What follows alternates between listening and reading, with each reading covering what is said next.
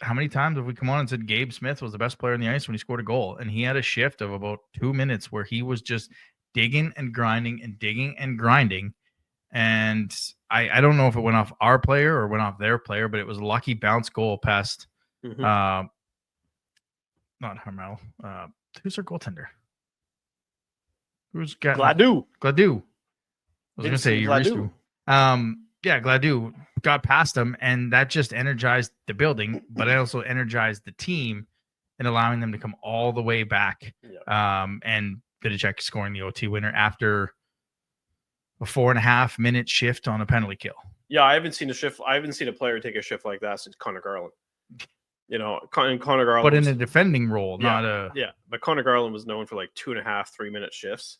But Vidicek must have played that entire penalty kill. Yeah, and then comes out in overtime and gets on the power play and scores the winner. It's so funny because they started better than against Drummondville, but it's almost as if they sloppy line changes, like you said, led to goals, led to turnovers. And it was that late goal by Gabe Smith that kind of, you're right, energized everybody. Mm-hmm. And then it was like Lansbury scored again, got the crowd into it. Some score shorthanded. That was a great play. Very good atmosphere. Yeah. Like both games, it was loud. Yeah. A lot of kids in the building. It's always going to help. But that's what we're going to need, in the playoffs, because, man, these 2,500, 3,000,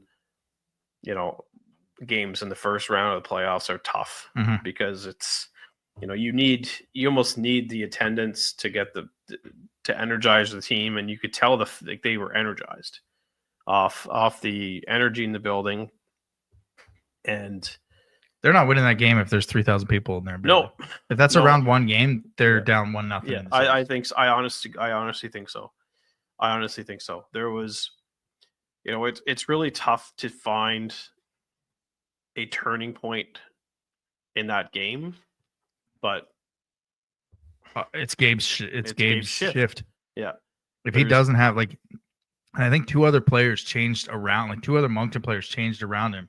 He was, if you go back and watch it, he was in the corner, he was behind the net, he was off in there, he's making a hit, he was holding guys off, and then he just finds open space, gets a pass, and I don't know if the puck just kind of hopped on him a little bit, but the puck kind of knuckles and goes off someone and in the net. And if he doesn't have that kind of a shift, that was 4 minutes left in the second period. If they go down 3-0 in the third, I mean, teams this year, I think Moncton's 2-6, 2-7 when trailing after 40 minutes, and Blainville was 16-0. Teams in this league just do not come back from a third period deficit. Yeah, it was a lot of things kind of fell into place. But at the same time, they battled adversity. Yeah, that the penalties that they had to kill in the third period. Let's call it a questionable 5-minute major on Desnoyers. With 2.5 minutes left in the third period. Let's not even call it questionable. That's not a 5-minute major. And then rolling 2.5 minutes rolling into overtime against the number one power play, 33%. Hey friends, did you just enjoy that video? Now you can get more of that with the Wildcats Podcast YouTube channel. Subscribe. You're going to get a podcast every Wednesday. You're going to get a post-game interview after each and every home game. Click that subscribe button. Click the little bell. Make sure you don't miss any content.